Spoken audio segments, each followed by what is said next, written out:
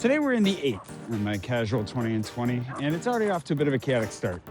Not only because of the wet benches, which is, didn't see that coming. Whew. You might notice I'm in a little bit of a slower mood today, and that's for a number of reasons we can leave for another vlog. It's been one of those weeks. And today started off in a continuation of that when I tried to go to the Musée Jacques-Marandré, I believe. It's a museum that everybody's talked about. When I say everybody, I've heard a lot about it. I've wanted to go for a long time. It is an hôtel particulier, meaning that it's an old mansion, right? Like it used to be somebody's private residence. And now they're displaying their collection to the world, as well as being able to see what it looks like to live in, it looks like a Second Empire home.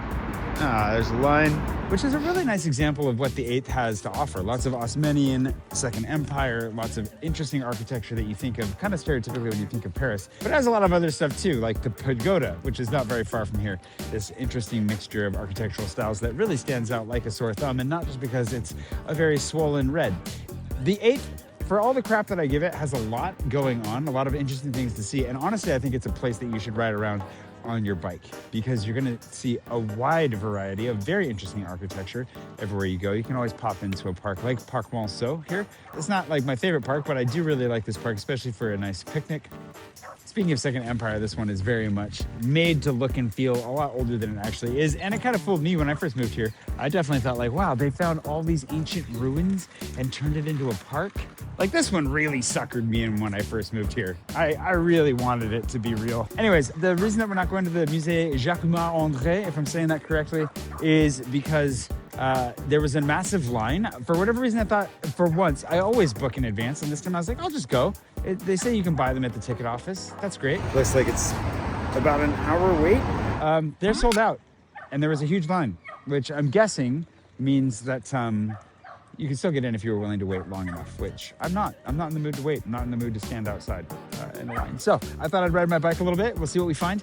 Parc Monceau, highly worth coming and visiting. Not necessarily for first-time visitors, but you know, if you live here or if you are gonna be here for a while, great spot to get some photos. Even go for a run if you're a runner. There's also these really cool raised roads behind St. Augustine. Let's go to St. Augustine, actually. I haven't been there in a while. And then I've got a backup museum, so we can make this work. Dead Christmas trees, anyone? In Europe. I find this roundabout kind of interesting because it's actually over a bunch of train lines coming out of Saint-Lazare behind me.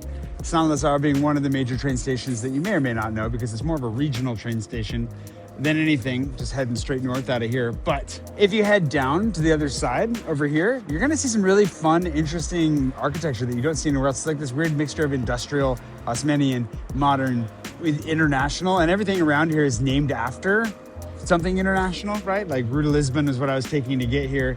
The metro stop is called Europe, right? St. Petersburg over here on the other side. And if you go between here and St. Augustine, like just make a triangle out of it, you'll see some of that interesting architecture, including the streets that are basically bridges that like go overhead. Don't know why these are the way they are. I'm sure there's some really interesting history behind it. I find them very fun. And every time I stumbled on them in the past, I was like, what was this? And then I would struggle to find them again after. So I'm trying to help you out with this. If you go to St. Augustine, walk behind it to the right, you'll find this. Anyways, I want to go inside St. Augustine because I love that church and it's been a minute since I've been in there. And then I have a museum to go check out. And I think that's going to be the 8th for today because honestly, that's a pretty good day of the 8th.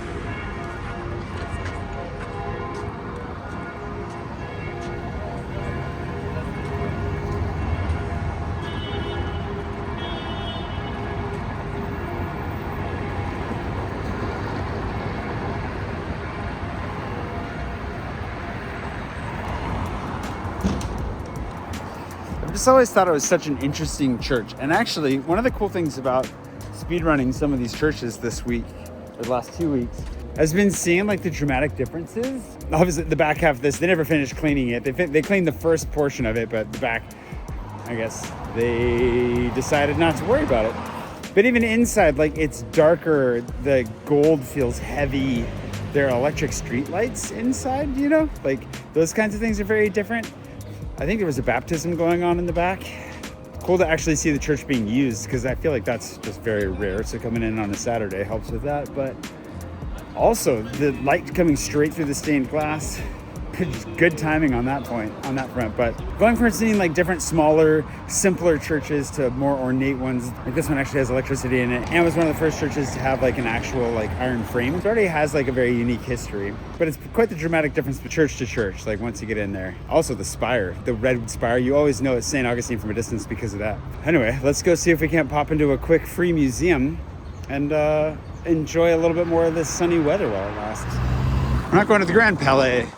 We're going to the Petit Palais, the little palace. Uh-oh. Another line. No, this is so much easier on weekdays. Ah! I mean, I'm kind of spoiled for being able to go to these things when everyone's at work, but let's try waiting in line. Let's see what happens. Today is definitely a huge reminder of how much better riding a bike is around town, though.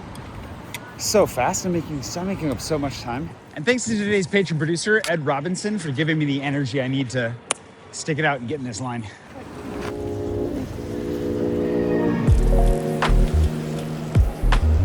Just a security check. That went really smooth. Sometimes lines are worth standing in for half a second, but the first thing that I actually want here is the free toilet.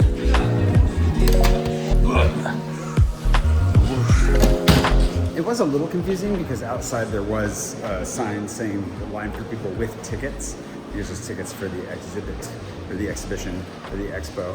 What do we say for this in English now? Somebody was making fun of me for being Frenchified on that front. Anyway, permanent collection is free, so don't buy tickets just to see the permanent collection. That would be a scam. Such a random assortment.